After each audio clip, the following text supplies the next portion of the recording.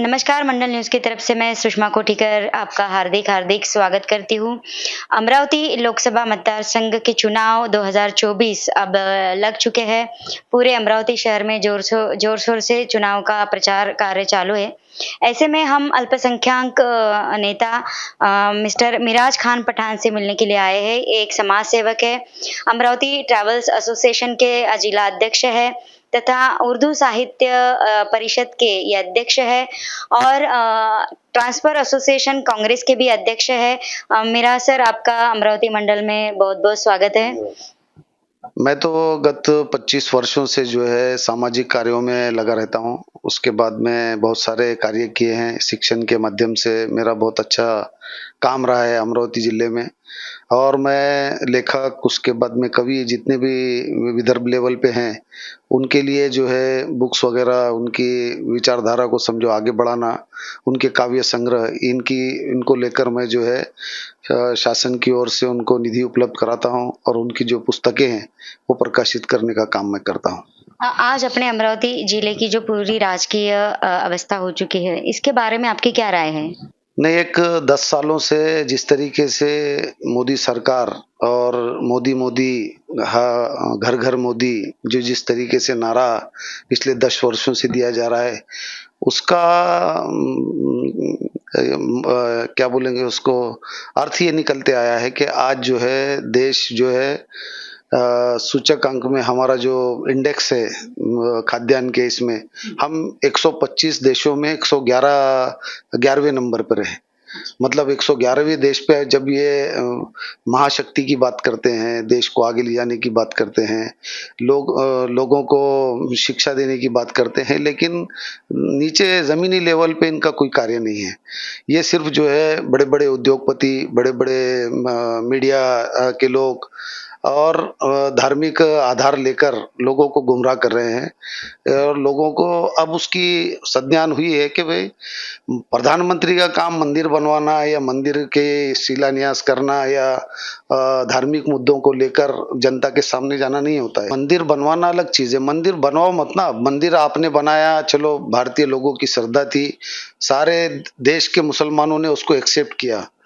श्रद्धा के क्या बोलेंगे उसको, श्रद्धा के ऊपर में इतना बड़ा सुप्रीम कोर्ट ने सारे एविडेंस रह के बाबरी मस्जिद का केस जो है हमारे हिंदू भाइयों के पक्ष में किया। कहीं ना कहीं मुसलमानों को ये लगता था कि देश में अब जो है एक बहुत बड़ा मुद्दा जो है, हमेशा धार्मिक वाद निर्माण होता था, उसको कहीं फुल स्टॉप लग जाना चाहिए। हमने दे दिया, उसको एक्सेप्ट कर लिया, लेकिन फिर उसको लेकर राजनीति करना, ये बहुत बड़ा मुसलमानों का दिल रहा हमेशा कि भाई ठीक है, आपका वहाँ पे श्रद्धा है, हमारा मस्जिद थी, हमारे पास पेपर्स है, एविडेंस है, मुगलों के ज़माने से उसके सारे जो भी ये है इतिहास है, उसको सब भुलाकर दे दिया। अभी अमरावती की जो लास्ट ईयर की अपने खासदार थी नवनीत जी राणा मैम, तो उन्हें चुन कर देने में आपके कौम का बहुत बड़ा हाथ है। तो इसके बारे में आप क्या कहेंगे? नहीं, नवनीत राणा जी और रवि राणा जी से मेरे पारिवारिक संबंध हैं और विचार हम अभी भी मेरे दोस्त हैं वो। और पिछले वक़्त में मुस्लिम के जितने भी वोट थे, मैंने बढ़-चढ़कर इसमें हिस्सा लिया था, क्योंकि मैं कांग्रेस से जुड़ा हुआ व्यक्ति हूँ। कांग्रेस और राष्ट्रवादी कांग्रेस का उनको पाठिंबा था। तो मैं समझता हूँ कि मुस्लिम मतदाताओं के भरोसे ही नवनीत राणा जी पिछला लोकसभा इलेक्शन जीती थी और 3.5 लाख वोट में से तकरीबन 2,35,000 वोट जो है तो मुस्लिम कम्युनिटी ने उनको दिया था, लेकिन वो उसको टिका नहीं पाई। मुस्लिमों के प्रश्न, शिक्षा का मसला है, मुस्लिम बस्तियों का प्रश्न है, उसके बाद में जो नवसारी वाला जो रिंग रोड है, बडनेरा की ओर जाता है, वो रिंग रोड अभी तक अटका पड़ा है, जिसकी वजह से इधर से जाने वाले सभी लोगों को, परतवाड़ा, अचलपुर, ये लोगों को जाने के लिए जो है राजकमल होते हुए, सिटी को चीरते हुए जो है बडनेरा की ओर, अकोला वगैरह, कारंजा, वाशिम वगैरह इधर जाना पड़ता है। तो मेरा बोलना ये था कि अगर ये रोड चालू हो जाता तो जस्ट 5 मिनट में जो लोग हैं वो शहर के बाहर हो जाते। और सरकार का धोरण ये होना चाहिए कि भाई शहर में जितनी जनसंख्या बढ़ रही है, व्हीकल आपने मास्टर प्लान किया नहीं, गाड़ियाँ इतनी हैं कि हर घर में टू व्हीलर 4-4, 5-5 टू व्हीलर होती है, 1-2 कारें होती है। तो शहर का ये देखते हुए शहर का वातावरण देखते हुए जो है सबसे पहले बाईपास निकालने का हर जगह पे प्रावधान है। लेकिन अमरावती में मुस्लिम परिसर होने की वजह से ये बाईपास को कोई महत्व नहीं देता। मैंने उसके लिए आंदोलन भी किया था कि भाई नवसारी से बडनेरा निकलने वाला रिंग रोड आपने क्यों नहीं बनाया? उसकी आवश्यकता नहीं है। क्या है मुस्लिम एरिया से लग के है इसलिए आपको उसकी ज़रूरत नहीं महसूस हुई। दूसरी बात यहाँ पे शिक्षा के कोई साधन नहीं है। मैं एक कॉलेज चलाता हूँ मुस्लिमों का, बच्चियाँ हमारी पढ़ना चाहती है, तो आज तक 1100 लड़कियाँ तकरीबन जो है तो मुस्लिम क्षेत्र की ये बन गई है, डिग्री होल्डर हो गई है। हाँ। बीए, बीकॉम, बीएससी में उन्होंने जो है तो अपनी डिग्रियाँ प्राप्त की है। उसके साथ ही यहाँ पे सबसे बड़ा मसला रोज़गार का है। लड़के जो है पढ़ लिख कर भी जो पढ़ते हैं, बेचारे उनके माँ-बाप पूरी ज़िंदगी लगाते हैं पढ़ाने लिखाने के लिए। वो जब कुछ हासिल करते हैं, डिग्री लेते हैं, तो उनके लिए रोज़गार के लिए मारा-मारा फिरना पड़ता है या मुंबई तुम्हारे पुणे, हैदराबाद, बैंगलोर इधर जो है हमारे इंजीनियर्स जा रहे हैं। लेकिन अभी की सरकार ने तो आपकी लड़कियों को भी अल्पसंख्यक का आरक्षण दिया है, उनको स्कॉलरशिप भी मिल रही है। तो रोज़गार में भी कुछ आरक्षण अल्पसंख्यक के नाम पर होंगा ना?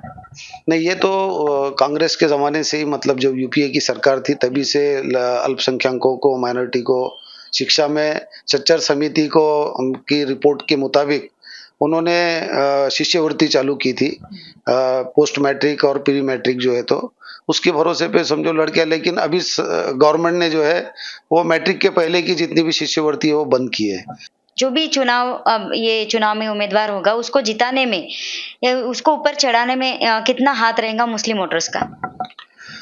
अब मुस्लिम मतदाता तो हमेशा परंपरागत जो है कांग्रेस को मतदान करते आए हैं और उसके पीछे की एक वजह यह है कि कांग्रेस जो है वो सभी धर्म जाति पंथों को साथ में लेकर चलने वाली पार्टी है।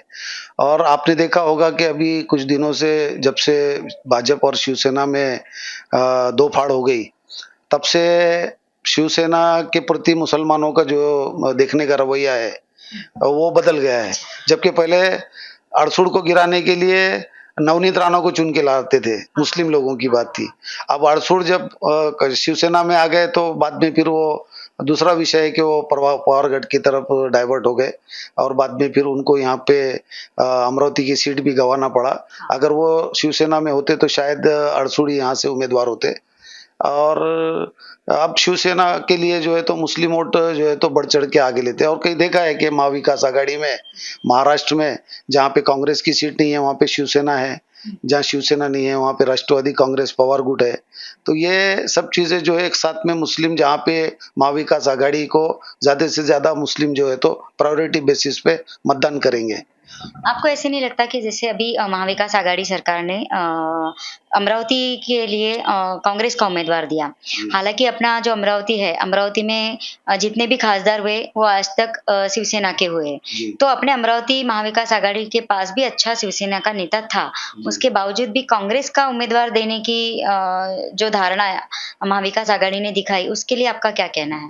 नहीं उम्मीदवार ये आरक्षण सीट होने की वजह से यहाँ पे बहुत बड़े दिग्गज कांग्रेस के पास में थे और दूसरे पार्टियों के पास में भी थे।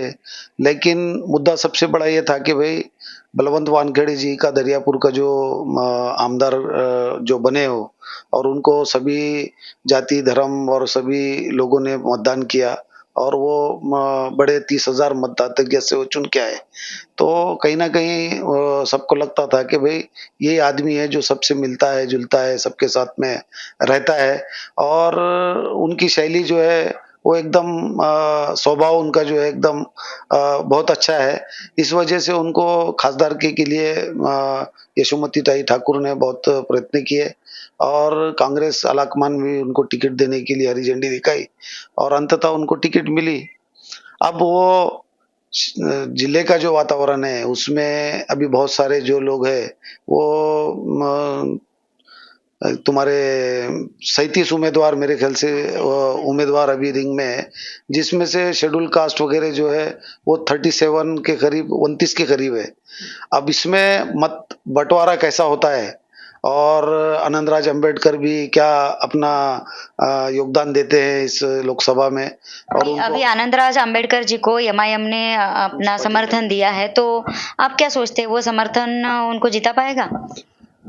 आनंदराज अंबेडकर जी जो है वो लोगों के लिए नए हैं यहाँ पे। जैसा प्रकाश अंबेडकर का जो वर्चस्व है अपने कहीं भाग में, वैसा आनंदराज अंबेडकर को कोई जानता नहीं है। पहली बार उनको अमरावती के कुछ लोग जो है जानते होंगे, लेकिन अक्सर लोग जो है उनको प्रकाश अंबेडकर के थ्रू ही उनको जो है पहचानते हैं। और रहा एमआईएम का पाठिंबे का सवाल, तो एमआईएम का वर्चस्व अमरावती में उतना नहीं है जो पहले 10 साल या 5 साल पहले हुआ करता था। अब वो बात नहीं है।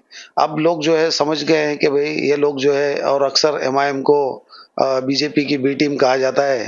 तो इनकी इनकी जो भी इनका जो जैसे इनकी अपने जो भी इधर डिसीजन बच्चू होते कडू हैं को कांग्रेस की बी टीम कहा जाता है, उस तरह एमआईएम एमआईएम को, भाजपा की बी टीम है, ऐसा आपका क्योंकि कहना है? आज तक जितने भी अवैसी साहब के जितने भी मतलब प्रयत्न हुए हैं, चाहे इंडिया लेवल पे जितने भी उन्होंने चुनाव में अपना योगदान दिया है, जहाँ-जहाँ पे आप उनका बिहार में, यूपी में, उसके बाद में तुम्हारे पश्चिम बंगाल में उनका क्या अस्तित्व है? वहाँ उनका संगठन नहीं, वहाँ कार्यकर्ता नहीं, वो वहाँ पर जाके मुस्लिम बहुल क्षेत्र में ही अपने उम्मीदवार खड़े करते हैं, और उनकी जो भाषणबाजी होती है वो गैर ज़रूरी होती है, जिसका कोई अर्थ नहीं होता। ये जो अपने पूरे चिन्ह है या पक्षों के नाम है, उसमें अपना जो जातीय समीकरण होगा वो कितना हावी होगा इन उम्मीदवारों पर?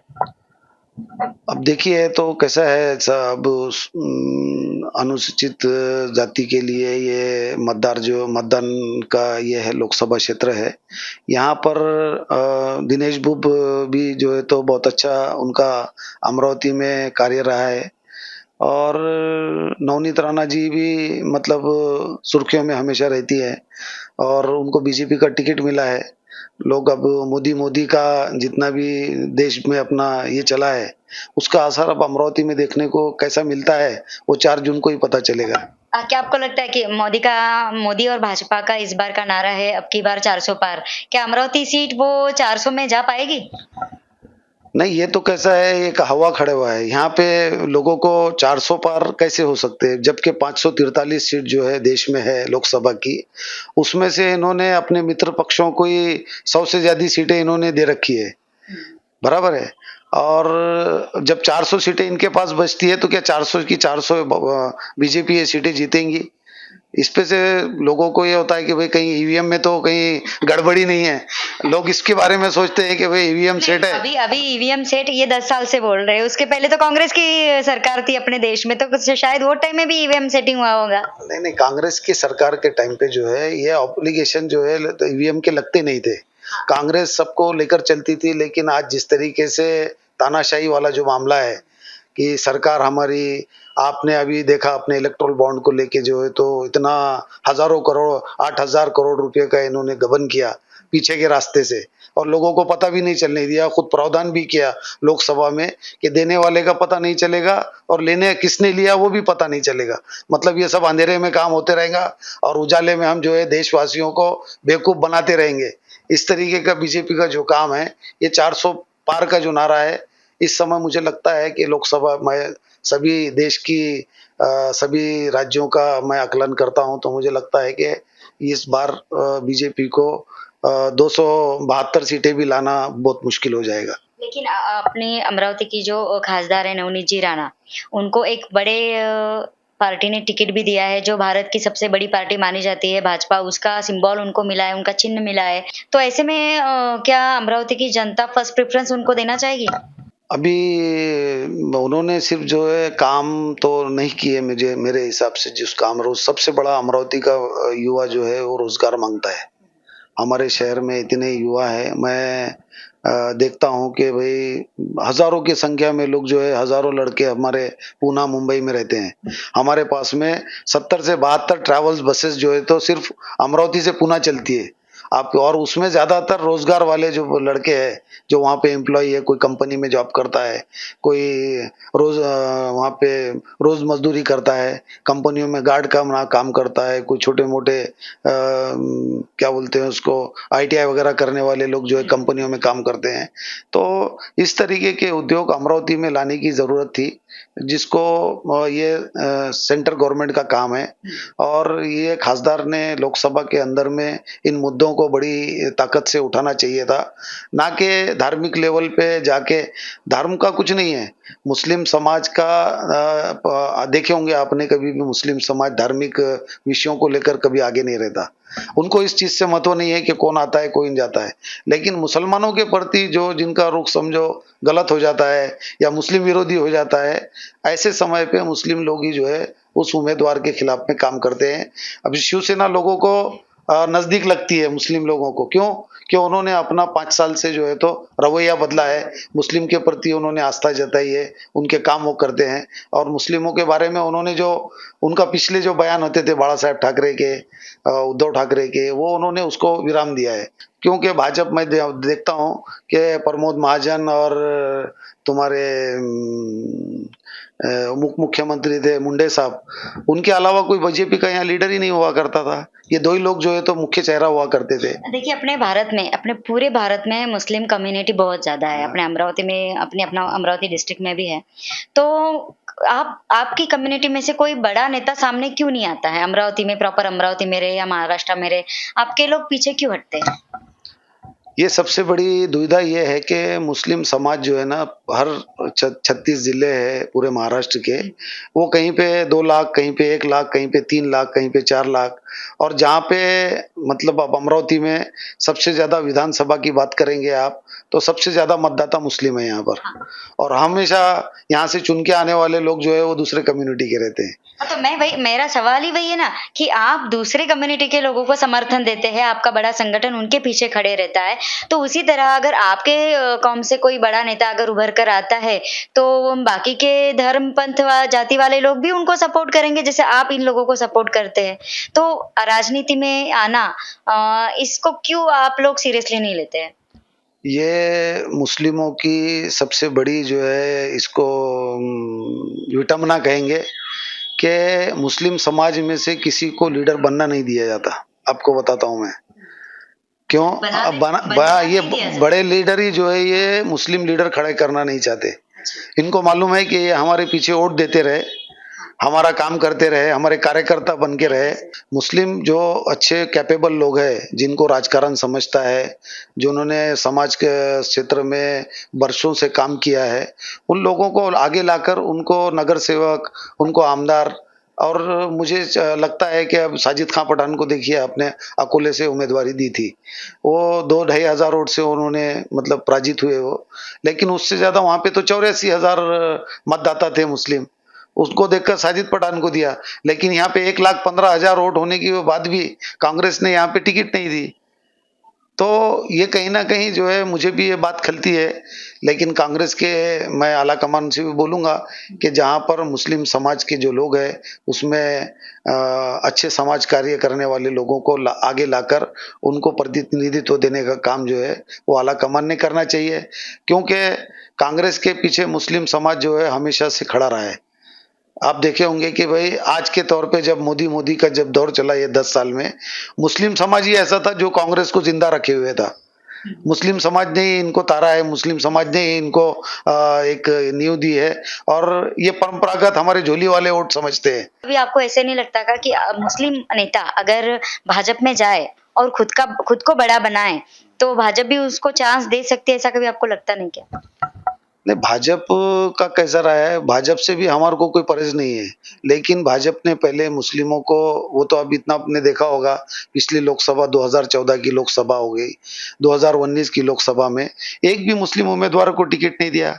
यहाँ तक के उनके जो सुपीरियर लीडर है मुस्लिम समाज के, शाहनवाज हुसैन और मुख्तार अब्बास नकवी, इनको भी उन्होंने दरकिनार किया। तो हम कैसा उस पे आंखें मूंझ के भाजपा पे भरोसा करेंगे? कांग्रेस पे तो करते हैं। कांग्रेस पे इसलिए करते हैं कि कांग्रेस जो है सभी समाज को साथ में लेकर चलने वाली बात करती है। वो कभी मुस्लिमों से द्वेष नहीं करती, लेकिन मुस्लिमों का नुकसान कांग्रेस ने भी बहुत किए। क्योंकि आपने देखा होगा भाजपा क्या है, मुस्लिमों का द्वेष नहीं करती, लेकिन मुस्लिम विरोधी बयान देती है ताकि सारे हिंदू मतदाता जो है, कम्युनिटी के जो लोग हैं, वो एक जगह पे आके हमको वोटिंग करें। ये जो है धोरण जो है बीजेपी ने अपनाया है कि भाई मुस्लिमों को टारगेट करते रहो, मुस्लिमों के खिलाफ काम करते रहो। अभी पिछले विधानसभा के तेलंगाना के चुनाव में आपने देखा होगा कि वहां पे तेलंगाना में मुस्लिम समाज के लिए 5% आरक्षण है। ये तो उनका नुकसान है ना कि अगर वो मुस्लिम वोटर्स उनके हाथों से जाएंगे तो ये नुकसान है ना। नहीं तो उनको मालूम है ना कि मुस्लिम मतदाता जो है भारत लेवल पे जहाँ पे भी देश में जो है ये बैलेंसिंग वोट हुआ करते थे पहले। ये आधे आधे 50-50 जिधर बढ़ जाते थे, लेकिन मुस्लिम समाज जिधर से मतदान करता था वो सीट चुन के आती थी। हाँ। और ये समझो रिजल्ट फैक्टर जो है वो मुस्लिमों पे डिपेंड हुआ तो करता था। अभी ये जो अपनी अमरावती की लोकसभा है, उसमें आपके कम्युनिटी का कितना हाथ रहेगा उम्मीदवार को जिताने के लिए? नहीं, मुस्लिम समाज तो कांग्रेस के प्रति ही हमेशा जो है उसका ये रहा है, लेकिन मुस्लिम प्रतिनिधित्व के नाम पे अभी लोग जागरूक हुए हैं। आने वाले दिनों में विधानसभा अमरावती विधानसभा से अमरावती के लिए मुस्लिम प्रतिनिधित्व मांगने की हमारी जिम्मेदारी है क्योंकि और हम वो मांगेंगे। आगे चल के अमरावती जिला जो है वो लोकसभा के लिए शायद खुला हो जाए, क्योंकि हो अभी तो राखी भाई उसके पहले भी ओपन था। हाँ। तो क्या इसके पहले कभी कोई मुस्लिम नेता ने कोशिश नहीं की क्या उम्मीदवारी में नहीं की थी ना। रफीक सेठ बोल के जो परतवाड़ा के हैं, वो उससे पहले 15 साल पहले वो खड़े हुए थे। उन्होंने 78,000 वोट भी लिए थे मुस्लिम समाज के। लेकिन मुस्लिम समाज होने खड़े रहने के वजह भी ये है कि मुस्लिम समाज को हमेशा जो है आपने देखा होगा कि मुस्लिम समाज मुस्लिम को वोट नहीं देता है। मुस्लिम समाज कोई भी समाज को वोट देता है। अच्छा। कोई ब्राह्मण हो, कोई तेली हो, माली हो, मराठा हो, दलित हो, सबको चलता है। मुस्लिम हर एक को देता है। सिर्फ वो क्या है, उसका पार्टी जो है वो सेकुलर होना चाहिए। मुस्लिमों के दिमाग में यही है, क्योंकि मुस्लिम समाज ने हमेशा सेकुलरिज्म की बात की है। हमेशा लोगों को भारत देश ही ऐसा है, एक गुलदस्ता है, सभी समाज के लोग रहते हैं और सभी समाज को लेकर चलने वाले आदमी ही वो गुलिस्तां बनाता है उसको। अगर आप एक ही फूल को लेके बैठेंगे तो बाकी फूल मुरझा जाएंगे। 60 साल कांग्रेस की सरकार थी, 10 साल भाजपा की सरकार थी। तो ये जो बड़ा एक भारत के आफ्टर इंडिपेंडेंस ये जो मिला कांग्रेस को और अभी भाजपा को 10 साल मिले। जी। तो इसकी तुलना कामों के मामले में हम कैसे करेंगे? नहीं, कामों की तुलना में जो भी है सारे संसाधन जो है वो कांग्रेस ने खड़े किए हैं। हम जब आज़ाद हुए थे, देश आज़ाद हुआ था, तब देश में एक सुई भी नहीं बनती थी। देश में ना कोई इंडस्ट्री थी, ना कोई रोजगार था, ना बड़े आईआईटी, एम्स जैसे संस्थान थे। तो ये सारे जो है तो कांग्रेस ने खड़ा किए, एयरपोर्ट खड़ी किए, सारे रेल की पटरियां बिछाई। रेल सबसे बड़ी हमारे देश की आज रेल बड़ी सबसे बड़ा उद्योग है। आज वो जो है सब चीजें जो है वो बीजेपी की सरकार जो है तो उसको बेच रही है।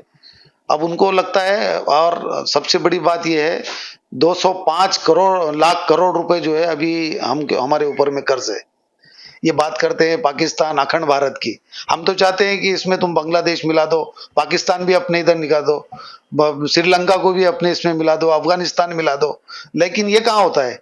ये तो चाइना को अपनी जमीनें देते रह रहे और कुछ कार्रवाई नहीं हो रही। आप देखे होंगे कई दिनों से अरुणाचल प्रदेश में वांगचू जो है बैठे हैं धरने पे, पिछले 7 महीने से उनके ऊपर कोई ध्यान नहीं दे रहा सरकार। उनको जाके पूछना चाहिए कि भाई आपने धरना क्यों दिया? क्या हालात लद्दाख के क्या हालात है?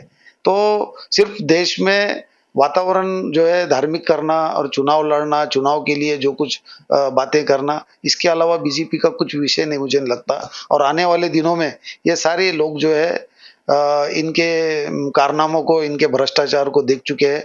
हर कोई भ्रष्टाचारी पार्टी में आता है और उसको वॉशिंग पाउडर में धो के जो है तो क्लीन कर दिया जाता है, सारे केसेस बंद हो जाते हैं। ये तो दुनिया देख रही है। अमरावती का ये जो चुनाव है अभी, ये चुनाव को आप किस नजरिए से देखते हैं?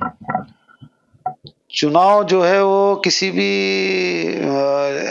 लोगों के जो उम्मीदवार होते हैं उनकी विचारधारा ये होती है कि हमारे क्षेत्र की जो दुविधाएं हैं, जो समस्याएं हैं, जिनका निराकरण करने का जो है काम जो है वो प्रतिनिधित्व तो आगे खासदार करता है, उसके ऊपर चुनाव लड़ा जाता है। धर्म का कोई विषय नहीं है। जो आदमी शक्तिवान है, जो काम कर सकता है, जिसको सारी राजनीतिक पटल पर वो परिपूर्ण है, तो वो उस एरिया का विकास जरूर करेगा। और मुझे उम्मीद है कि हमारे पास में ऐसे सक्षम उम्मीदवार अभी लड़ रहे हैं। अब वो जनता के ऊपर फैसला करना है कि उसको कौन चुन के देता है और किसको किसकी बाजी हाथ को लगती है। तो आपके अल्पसंख्यक कम्युनिटी की तरफ से आए इन उम्मीदवारों से क्या अपेक्षाएं हैं? हमारे तो सबसे बड़े मुस्लिम एरिया का जो सबसे बड़ा जो है आपने अमरावती शहर से लगी हुई सारी प्रॉपर्टियां जो है जो जितनी भी खेती है आप देखेंगे इधर नांदगांव पेट तक इधर तुम्हारे वलगांव तक इधर तुम्हारे यवतमाल रोड के तुम्हारे वो माड़ा वगैरह तक इधर इंदला वगैरह तक ये सब चीजें आपने जो है तो ओपन करके रखी है इसको नॉन एग्रीकल्चर किया है और आप निकलेंगे कि ये गुलिस्तान नगर काटे के बाद से सारी खेतियां जो है इन्होंने नॉन एग्रीकल्चर करके रखी है और आबादी बढ़ती जा रही है पहले अमरावती का मतदान जो था 65,000 हुआ करता था आज 1,15,000 विधानसभा में मतदान है तो इसका मतलब है कि आबादी बढ़ रही है तो आपने उसको नॉन एग्रीकल्चर करना चाहिए और लोगों ने भूखंड डाल के उसको बेच दिया है कि भाई उसकी प्रोसेस करने के लिए सरकार मानने को तैयार नहीं महानगर पालिका वाले ने कई बार प्रपोजल भेजा है नहीं, विकास का भी इन उम्मीदवारों का क्या एजेंडा होना चाहिए अभी अमरावती लोकसभा में? उम्मीदवारों का एजेंडा ये होना चाहिए कि यहाँ पे सबसे बड़ा जो है हमारे पास इतनी बड़ी एमआईडीसी नांदगांव पेट में आके खड़ी की है सरकार ने जगह उपलब्ध कराई है यहाँ पे बाहर के लोगों को यहाँ पे निवेश करना चाहिए बाहर के कंट्री से आने चाहिए या अडानी अंबानी यहाँ आज बहुत बड़े उद्योगपति है उनको यहाँ पर कोई उद्योग ला के बड़े खड़े करना चाहिए ताकि हमारे कम से कम 20-25 हजार युवक जो है वो काम पे लगे उनको रोजगार मिले शिक्षा की व्यवस्था होना चाहिए यहाँ पे और अभी मेडिकल कॉलेज हमारे पास में नहीं था वो मेडिकल कॉलेज शुरू हो गया है और 2-3 मेडिकल कॉलेज होनी चाहिए उसके बाद में आगे के पढ़ाई के लिए जो है लोग हमारे पुणे जाते हैं बम्बई जाते हैं हैदराबाद जाते हैं और दीगर शहरों में जाते हैं उनके लिए यही हब बनाना चाहिए और सबसे बड़ा मुद्दा अमरावती का ये है कि यहाँ पर मास्टर प्लान होना चाहिए सड़कें बहुत छोटी है ट्रैफिक की व्यवस्था एकदम ये है पार्किंग की व्यवस्था नहीं है जो लोग जो है रोडों पे पार्किंग करते हैं आजकल